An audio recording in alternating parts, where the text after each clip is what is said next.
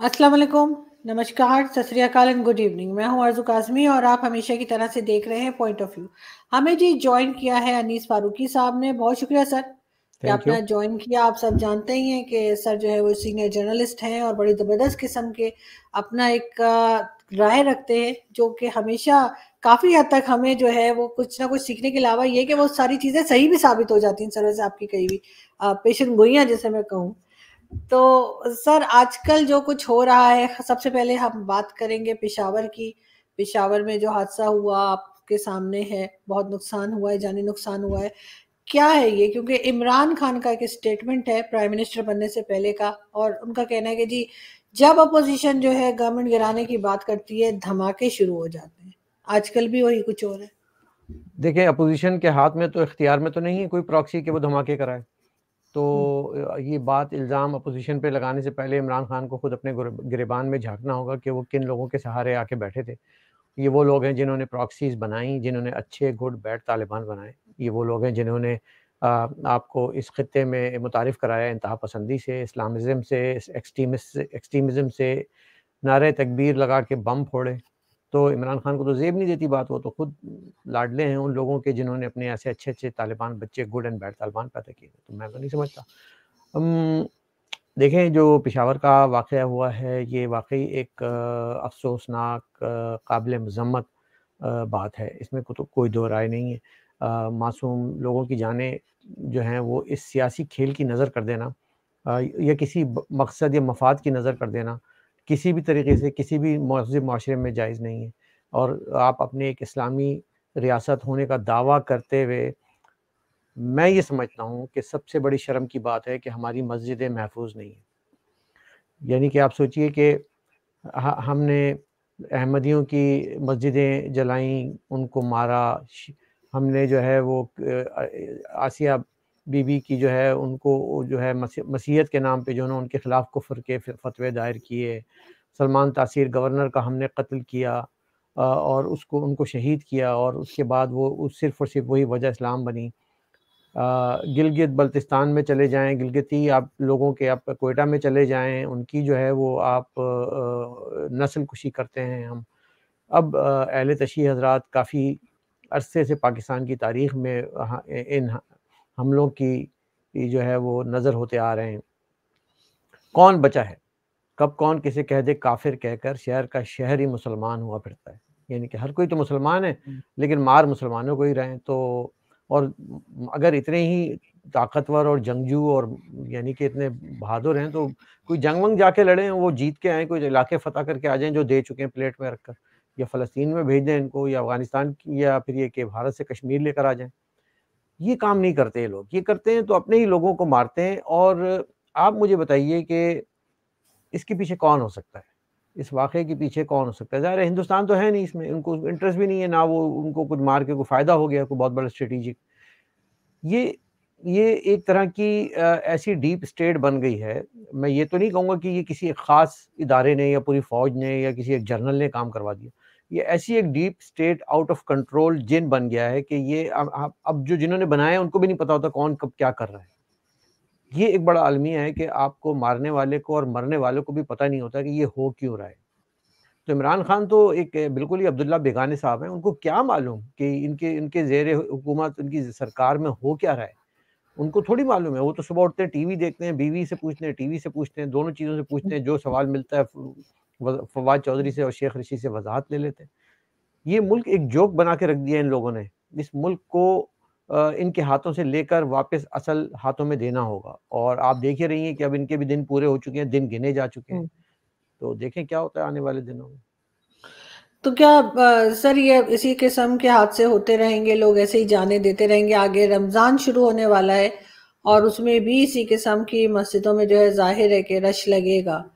लोग क्या करें? मसाजिद में जाना छोड़ दें, घरों में रहें, क्या करें अपनी हिफाजत के लिए? देखें, मस्जिदों में और आप हमेशा ही देखती हैं कि रमज़ान में भी वाक़यात हो जाते हैं, ईद से पहले भी कोई हुँ, दौनाक हुँ, वाक़या हो जाता है, क्रिसमस से पहले, नए साल से पहले भी हो जाता है, सियासतदानों के साथ भी हो जाता है, अवाम के साथ भी हो जाता है। मैं अभी मतलब जो आज ट्विटर पे आजकल कुछ स्पेसेस होती हैं, तो वहाँ जा रहा हूँ, वहाँ बहुत सारे लोग अपनी-अपनी राय देते हैं। मेरी सिंपल सी राय है मेरी राय ये है कि हम 2 कश्तियों की सवार एक कौम है। हमें अपनी सिमत का नहीं पता। We are directionless nation. हमें अपनी पहले डायरेक्शन तय करनी होगी कि हमें इस महज़िब दुनिया में किस तरह से रहना है। क्या हम मुकम्मल इस्लामी निज़ाम लाके इस दुनिया को फ़तह करने के लिए बनाए गए थे और क्या हम उसके लिए तैयार हैं? क्या हमारी इतनी औकात है? क्या हमारी इतनी सलाहियत है? एक बात। दूसरी बात ये कि हमारा अपना जो एक एज़ ए बहैसियत कौम एक नज़रिया है, वो क्या है? हम ये पाकिस्तान में आज जो शिया मारे जा रहे हैं, आरज़ू ये वो पाकिस्तान है जिसको एक शिया ने बनाया था, मोहम्मद अली जिन्ना ने। मोहम्मद अली जिन्ना ने ये मुल्क बनाया था। अगर जो उसके बाबा हैं, जो उसके बानी हैं, जो उसके फादर ऑफ द नेशन हैं, वो एक शिया थे। एक शिया के मुल्क में शियाओं को मार के आप क्या पैगाम दे रहे हैं? हम जो पाकिस्तान बना था उसमें हर तबका फ़िक्र के लोग थे, हर नज़रिए के लोग थे, हर तरह के लोग थे। पारसी भी थे उसमें, क्रिश्चियन भी थे। उन्होंने भी आके अपना हिस्सा अदा किया, यहाँ की जो है इकॉनमी चलाई, मईशत चलाई। हम जिन्होंने मुल्क बनाया, जो बानियान हैं, उनके साथ जो सलूक रवा रखा हुआ है, तो गोया ऐसा महसूस होता है कि जैसे हम एक मकबूज़ा इलाके में किसी ने हम पे कब्ज़ा कर लिया है और हम वहाँ पर एक तरह के कैदी बनकर वहाँ पे जीवन अपना ज़िंदगी गुज़ार रहे हैं। आप देखिए कि पाकिस्तान का हर शख़्स एक कैदी किसी हैसियत से ज़िंदगी गुज़ार रहा है। वो मस्जिद तक नहीं जा सके अगर, जो हमने कहा था कि पाकिस्तान का मतलब क्या है, ये तो कहा तो नहीं था, लेकिन जो आजकल कहते हैं ला इलाहा इल्लल्लाह, कि भाई वो आज़ादी होगी मस्जिद में जाने की, वहाँ पे आप अज़ान सुन सकेंगे, आप कुर्बानी कर सकेंगे, ये वाला मंजन बेच के जो इन्होंने हमें पाकिस्तान दिया था, वो तो फिर नहीं आज़ादी इसका मतलब है। दैट मीन्स कि ये एक ब्लंडर था, दैट मीन्स कि ये एक फ्लॉप था, यहाँ पे शो जो था ये बिल्कुल गलत तरीके से किया गया था। अगर आपने जो पाकिस्तान की जो असास और जो पाकिस्तान का जो नज़रिया, जो पाकिस्तान की जो रीज़न थी जिसकी बुनियाद पे आप वहाँ से लाखों करोड़ों लोगों को बेवकूफ़ बनाकर लाए थे, उसी को पूरा कर देते तो लोगों को कुछ तसल्ली होती कि हाँ, देखें बाबा ने कहा था तो बाबा जो है आज हम आज़ादी से अपनी मस्जिद में जा रहे हैं। मस्जिद में सजदा रेज़ लोगों के आप जो है ना खून से नहला देते हैं, उनकी होली खेलते हैं, तो फिर मैं कैसे मान लूँ कि जो ये पाकिस्तान सही बना था? इसको रिविज़िट करने की ज़रूरत है। अगर पाकिस्तान को बचाना है, अब बन गया एक मुल्क, उसको बचाना है, तो उसको बचाने के लिए आपको अपनी पॉलिसीज़ को रिविज़िट करनी पड़ेगी। सबसे पहले पाकिस्तान की 22 करोड़ अवाम इस रेजीम से निजात हासिल करे। मैं ये नहीं कह रहा कि बाकी सब फरिश्ते और पाक साफ़ हैं, लेकिन ये रेजीम की जो सिमत है, ये इतनी गलत है कि ये एक हौच-पौच खाना पक रहा है, ऐसी खिचड़ी पक रही है कि जिसमें किसी को कुछ नहीं पता कि at the end of the day product क्या तैयार होगी। So this is my 2 cents. लेकिन सर जैसे आपने बात की कि ये जो है इन्होंने शियाओं ने जो है वो पाकिस्तान बनाया था या उसमें सबसे ज्यादा हिस्सा लिया था। ऐसे तो अहमदियाज ने भी लिया था, ऐसे तो बंगालीज ने भी लिया था। तो जिसने भी हिस्सा बलोचों लिया ने था लिया था, अब बलोचों के साथ क्या हो रहा है आप देखिए ना। वही सर, जिसने किया उसके साथ यही हुआ है। लेकिन ये चीज क्या आप ये नहीं समझते कि ये एक ह्यूमन नेचर है? क्योंकि हम अगर मैं मीडिया की बात करूं तो हमारे यहाँ जो टीवी चैनल्स जब लॉन्च किए जाते हैं तो जो लोग शुरू में होते हैं जिन्होंने उस मीडिया को खड़ा किया होता है, उस चैनल को बनाया होता है, सबसे पहले उन्हीं को निकाल दिया जाता है। या कोई ऐसी बात होती है कि वो छोड़ के चले जाते हैं और मैं तो अब बाकायदा स्टेटमेंट दे देती हूँ कि देखना अब ये लोग नहीं रहेंगे जब ये हुँ, चैनल चल हुँ, पड़ेगा। हुँ। इसी तरह से इमरान खान की पार्टी को अगर हम देखें तो जो लोग शुरू में थे, जिन्होंने इमरान खान को आगे बढ़ाया, जिन्होंने पीटीआई बनाई, वो आज कहाँ हैं हमें कहीं नजर नहीं आते।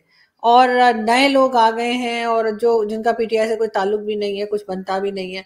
तो ये तो एक एक तरीका नहीं रहा सर दुनिया का कि इसी तरीके से रवैया रखा जाता है। लेकिन फिर भी अगर हम यही कुछ करते रहे, ऐसे ही ब्लास्ट होते रहे, यही धमाके होते रहे, तो सर एफएटीएफ में तो हम अभी भी ग्रे लिस्ट में ही रखा गया है। तो उसकी वजहों में से एक वजह ये भी हो सकती है। हज़रत अली ने फरमाया था ना कि उस शख्स के शर से डरो जो जिस पे एहसान करो।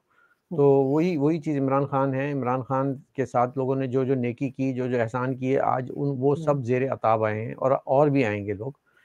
जहाँ तक बात है कि हम एज़ ए कौम मुश्किल में आ जाते हैं, एफएटीएफ में आ जाते हैं, फाइनेंशियल हमारी इंस्टेबिलिटी है, एक बहुत बड़ा जो है वो नुकसान है मईशत का जो कि होने जा रहा है। हमारे पास ज़राए नहीं है, वसाइल नहीं है, दुनिया वैसे ही मुश्किलात का शिकार है, पाकिस्तान भी मुश्किलात का शिकार है उसमें, और हमने अपनी जो है ना मनसूबाबंदियाँ ऐसी नहीं की। सो आई थिंक कि this is why I am बार-बार मैं इस बात पे ज़ोर दे रहा हूँ कि इमरान खान की जो रेजीम है ये दुरुस्त तो होने नहीं जा रही। इनको अगर आप कह रहे हैं कि 5 साल 10 साल और दे दें तो हम ये कर देंगे, वो कर देंगे। जो बच्चे के पाँव में तो पालने में नज़र आ जाते हैं कि ये किस हद तक जो है इसने कोई कारकर्दगी दिखाई है। तो I don't have any faith in this current government. It must go. Let the political leadership of Pakistan take over. Hmm, fairness के साथ, एक ट्रांसपेरेंसी के साथ इलेक्शंस हो, और फिर ये देखें वो जो हमारे अंदर जो महलाती साजिशें होती हैं वो तो चलेंगी। जो हुँ, आपसी उतार चढ़ाव, जोड़ तोड़, मुकमुका, हॉर्स ट्रेडिंग, ये सब होता है वो चलेगा, ठीक है ना। कल जो चंद चढ़ा था इमरान खान के, आज वो चंद वापस बिलावल के पास भी जा सकता है। तो नदीम अफजल हुँ, चंद की तो कोई, जैसे लोग जो इलेक्टेबल्स होते हैं, आपको मालूम है कि ये मूव जब करते हैं, ये वो मोहरे होते हैं जब मूव करते हैं, तो इसका मतलब है कि इनको ये खुद नहीं मूव होते। ये शतरंज की बिसात पे बिछे हुए वो मोहरे होते हैं जिनको हुँ। कोई पकड़ के उठा के इधर से कहता है आज तुमने इधर चले जाना है, ठीक है ना। अब जो है ना वो मुख्तियार गल जो है ना वट गई है, तो फिर जो है ना दस दे नहीं पाई है। तो यही चल रहा है पाकिस्तान में।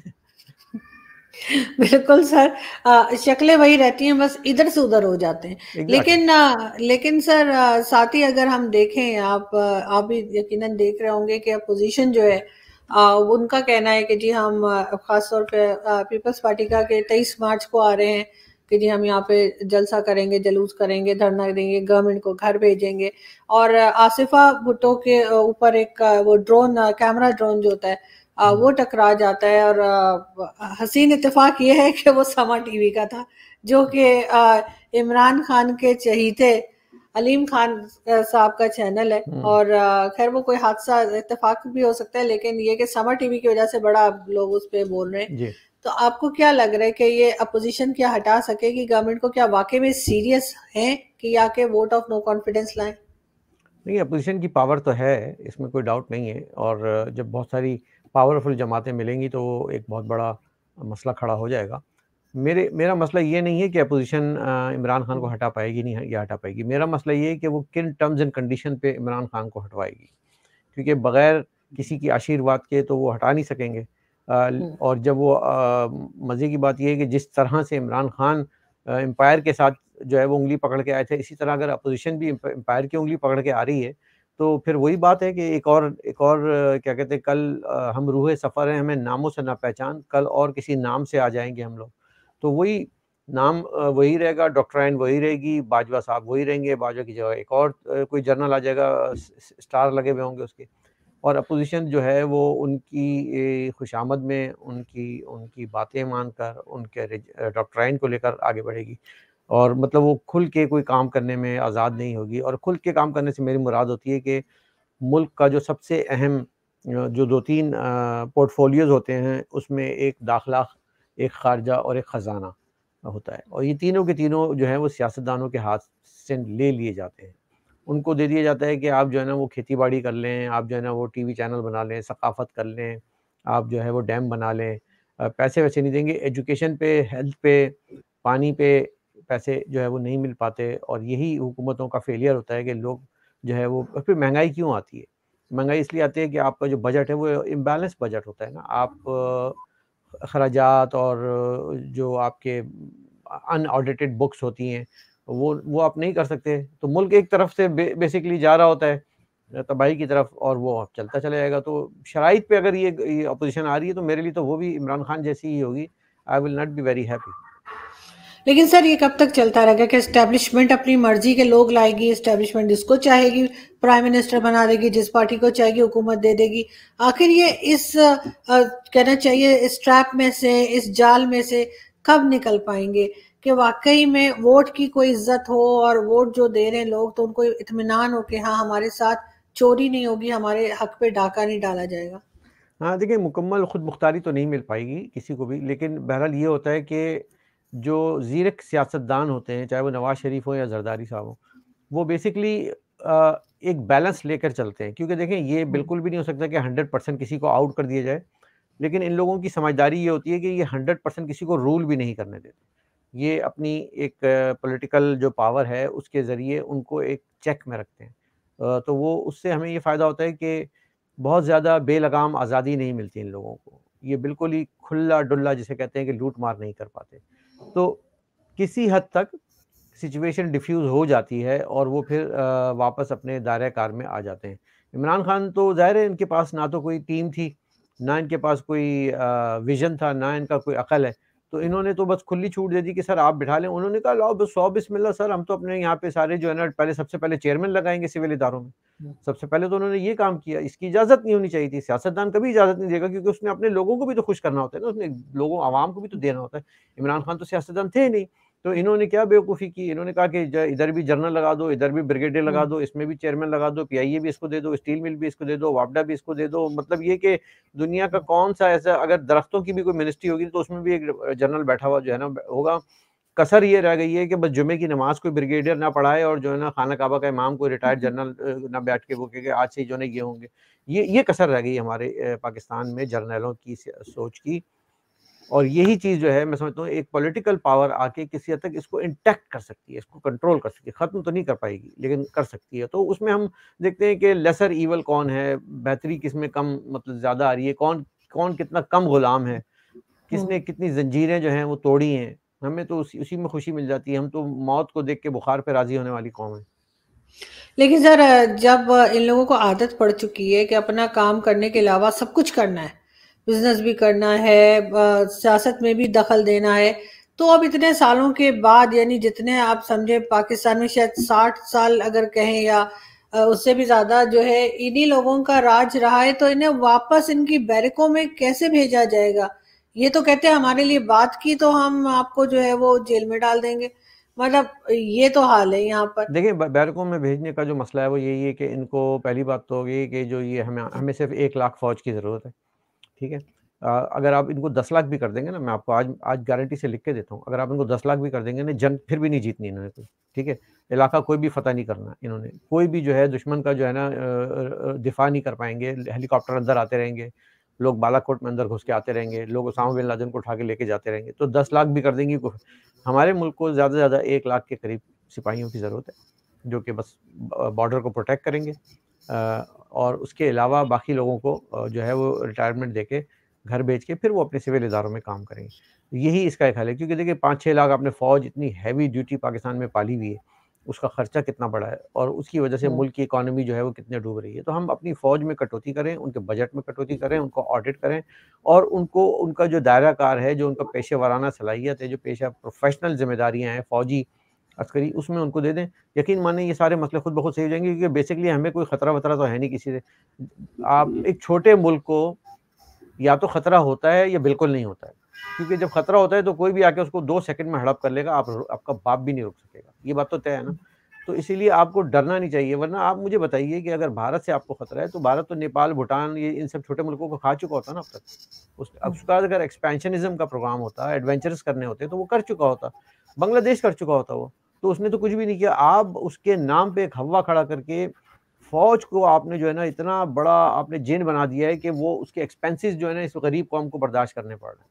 That is where we need to sit down and think about it कि कैसे कट डाउन धीरे-धीरे एक बतदरीज अमल से एक ग्रेजुअल मैं ये नहीं कह रहा हूँ कि जी खत्म कर दें, इनकलाब ले आएँ और गोली मार दें, ऐसा थोड़ी होता है। तरीके से इसको सेट करें। बिल्कुल, आप ठीक कह रहे हैं सर, लेकिन ये बड़ा ही मुश्किल काम है और ये करेगा कौन? वो जो कहते हैं ना कि बिल्ली के गले में घंटी कौन बाँधेगा? लेकिन सर साथ-साथ इसके अलावा इन्होंने एक और मुसीबत भी पाल रखी है और वो इन्होंने जिस तरह से इन्होंने अफ़गानिस्तान में जाके तालिबान को सपोर्ट किया, जिस तरह से बैन ऑर्गनाइज़ेशंस चाहे वो टीएलपी हो, टीटीपी हो, यानी जो हमें मारता है, ये उससे बैठ के मज़ाकरात करते हैं। तो ये चीज़ कब तक चलेगी? ये चीज़ भी तो हमें खोखला कर रही है, हमें बेतहाशा नुकसान पहुँचा रही है। हमें सबसे पहले अब मैंने जो शुरू में बात की हुँ, थी कि अपनी सिमत का तय्युन करना होगा, अपनी डायरेक्शन, अपनी एक नेशनल पॉलिसी बनानी होगी। वो हुँ, क्यों बनानी होगी? कि उसमें हम अपनी इंटरनल और फॉरेन पॉलिसी तय करते हैं कि हम एक ऐसा मुल्क बनाते हैं, जैसे स्विट्ज़रलैंड की मिसाल ले लें। स्विट्ज़रलैंड ने कहा है कि जी हम उनकी फ़ौज भी कम है, बल्कि ना होने के बराबर है ही नहीं। और हमने जो है ना किसी पे हमला करना है। हमने एक पुरअमन मुल्क रह के हमारा फ़ोकस या तो टूरिज़्म पे होगा या हम जो है ना वो इकोनॉमिकल एक रिज़र्व बैंक बनेंगे और उसमें जो है वो अलग बात है कि हमारे लोग स्विस बैंकों में पैसा रख देते हैं। लेकिन उन्होंने अपनी एक सिमत का तय्युन कर लिया। इसी तरह आप दुनिया के किसी भी मुल्क को उठा के देखेंगे, उनकी अपनी एक पॉलिसी, एक डायरेक्शन तय होती है। हमने वो डायरेक्शन तय करनी है। हम उस मरहले पे आ गए हैं कि हम एक कौमी मुफ़ाहमत के साथ बैठें और तय कर लें कि हम हैं क्या? पहली बात तो ये कि हमें ये तय करना होगा हम हैं क्या? दूसरी बात ये कि हमें क्या चाहिए? हम क्या करना है आगे चल के? तो हम हैं क्या, हम ज़ाहिर एक मेजॉरिटी मुस्लिम स्टेट है, इसमें तो कोई शक नहीं। लेकिन इसमें कहीं ये नहीं है कि सिर्फ मेजॉरिटी मुस्लिम स्टेट को ही ज़िंदा रहना और सांस लेने का हक है, बाकी को सजदे में भी जो है ना मुड़ा देंगे। तो पहले इस चीज़ को क्लियर करना होगा कि लिव एंड लेट लिव, जियो और जीने दो सबको। पहला ये हमारा मुल्क का नारा होना चाहिए। दूसरा नारा होना चाहिए कि जी अब हम दुनिया के साथ कैसे चलें। तो दुनिया के साथ ऐसे चलेंगे कि भाई हमें गरीब मुल्क हैं, छोटे से कमज़ोर से मुल्क हैं, हमें जो है ना किसी से पंगा चाहिए, ना किसी से पंगा लेना है। आपके पास एटॉमिक न्यूक्लियर वेपन्स हैं, अगर किसी ने आपकी तरफ आँख उठा के देखी, आपने बटन दबा देना है विदाउट थिंकिंग कि क्या होगा, क्या नहीं होगा। दुनिया में कोई भी ये इतनी बड़ी डिटरेंस है कि आप पे कोई हमला नहीं करेगा। तो वो आप रखिए, उसको अगर आप थोड़ा-सा जो है स्केल डाउन कर सकते हैं, करिए। फ़ौज को स्केल डाउन करना बड़ा ज़रूरी है, क्योंकि वो जब तक नहीं करेंगे, आप खामख़ा का एक एक्सपेंसेस लेके जो है ना, मतलब आप अपने गरीब अवाम पे, हर पैदा होने वाले बच्चे पे खर्चा लेके, हर फ़ौजी काम लेके बैठे हुए हैं। और मज़े की बात ये है कि कौम जो है ये बोझ उठा के घूम रही है, और आप जो है ना उनको ही बोझ समझ के जो है ना दफ़ना देते हैं, मार देते हैं, लापता कर देते हैं। कितने अफ़सोस की बात है। तो ये चीज़ें, सिम्त का तय्युन, डायरेक्शन का तय्युन, आपको एक पॉलिसी का तय्युन करना होगा। जिस दिन आपने ये कर लिया, then you can focus on the short term and long term goal for the betterment of Pakistan. उसकी उसकी बेहतरी के लिए कर सकेंगे, अपने नेबर्स के साथ कैसे रिलेशन रखने। इतनी बड़ी मार्केट इंडिया में है, चाइना में है, रशिया में है, या आसपास के ईरान में है, ममालिक में बंदरगाहें हैं, उनके साथ आप कैसे ट्रेड कर सकते हैं। अपने आप को एक ट्रेड जापान की तरह, जो कि नागासाकी हिरोशिमा बम गिरने के बाद वो जिस तरह से उभरा है, जापान की तरह एक ऐसी स्टेट बनाए कि जो अब हमने कहना है कि हमने कोई फड्डा नहीं करना, हम अच्छे बच्चे बन गए। अब जो है ना, no more war, let's focus on nation building. तो दैट्स द ओनली वे। बिल्कुल सर, अगर ये 15-20 साल आपके ख्याल से, अगर ये सिर्फ 15 साल या 20 साल, इवन 10 साल, अगर ये सिर्फ इकोनॉमी के ऊपर लगा दें और ये कश्मीर कश्मीर वाला गाना रोक दें, तो क्या कुछ बेहतरी आ सकेगी? ठीक है, कश्मीर कश्मीर भी कर लें, मगर 10 साल के बाद। उससे पहले इकोनॉमी अगर नहीं होगी तो कोई इनकी कौन बात सा सुनेगा कश्मीर? भी नहीं। कौन सा सही। कश्मीर? कश्मीर कश्मीर तो है ही नहीं। कश्मीर इज़ नो मोर। ये बात क्लियर हो जानी चाहिए 5 अगस्त के बाद से, कि आपने प्लेट में रख के इस वादे पे नरेंद्र मोदी को दे दिया कि हम हमें इतनी इजाज़त दीजिएगा कि हम जुम्मे की नमाज के बाद आधा घंटा धूप लगा लें अपने लोगों को, और वो एक तरह का प्रोटेस्ट रिकॉर्ड हो जाएगा।